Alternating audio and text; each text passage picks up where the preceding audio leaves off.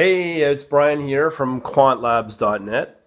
I've got in front of me, I did this about a few days ago regarding three magazines I'm going to do in-depth reviews on, okay? And I've read them all, and I've got opinions on them, which ones are good and which ones are not good, or maybe could be better, or however you want to define it. Uh, in a consensus, I'm going to do a separate video on each of these magazines. I'm going to go page by page by page and say why I like these mags and why I don't. First magazine's my favorite out of the three is Futures magazine. This magazine's really good. I like this magazine. I've talked to some people in my meetup about it, and they agree. This magazine's the bomb. Okay, especially when it comes to things like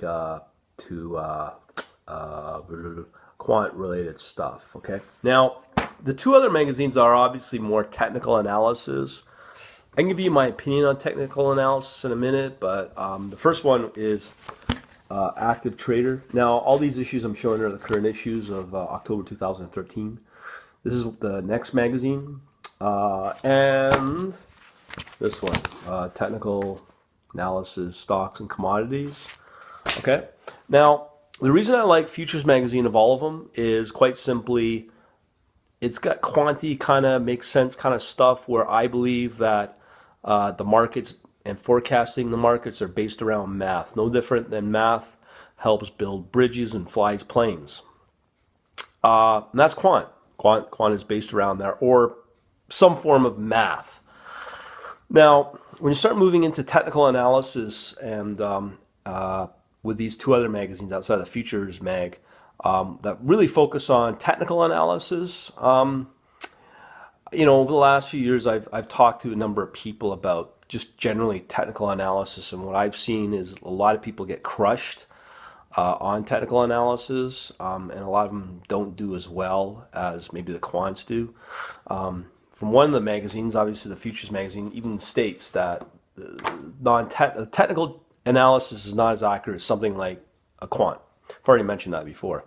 And the reason I say that with technical analysis is that you're basing forecasts on past performance. Now, even some would say, well, there's Fibonacci, and then there's this notion of everything's cyclical. Yeah, you can know that right to the day. I question that, but that's let them. And if they're trying to sell you something, they're more likely all in it just to sell stuff instead of speaking the truth, meaning you buy the product and you lose money, right? Okay, so that is the issue I have with technical trading. Now, or technical analysis. Another issue I have with technical analysis is this notion of charting and making trading decisions off of charts. Like, really? What fundamental are you basing that off of? Just a combination of, all these other charts that come out of other charts. It just doesn't add up again. A lot of it, I'm not comfortable with it. I'm going to be betting my own money on it very soon, and it's going to be a large sum of cash. It takes me a couple of months to earn that. If I was a millionaire and I had an extra $100,000 to burn, no problem. But this is hard-earned money that I'm putting out there, so it's no different if I'm going to walk into a casino hoping to double my money.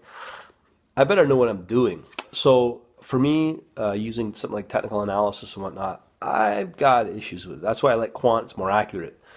But the challenge is that it's more involved in terms of understanding the math side of it, which obviously I'm not a genius here. If I did, my head would be much bigger in terms of acquiring that kind of knowledge. But the drive helps you get there. So that's why I like the quant. Quant appeals to me more. I'm not saying technical analysis, it has its place.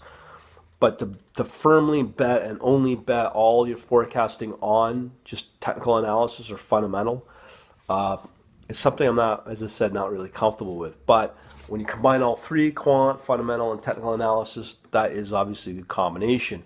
And on top of discretionary trading, things can slowly move. I think you get blown out very quickly. That's why I like my systematic or automated type of trading. So I'm going to stop blabbing in this video, and I'm going to post, I'm going to go through each of these issues one by one, page by page, and explain why I like those particular issues and what I do and don't like in each one. Maybe the publishers may learn something out of it. I don't know. But when you're going up against the internet, and get things for free, you better have a good product for guys like me to really want to stick around and like your product, mainly your magazine. All right, let's get to it on the next set of videos.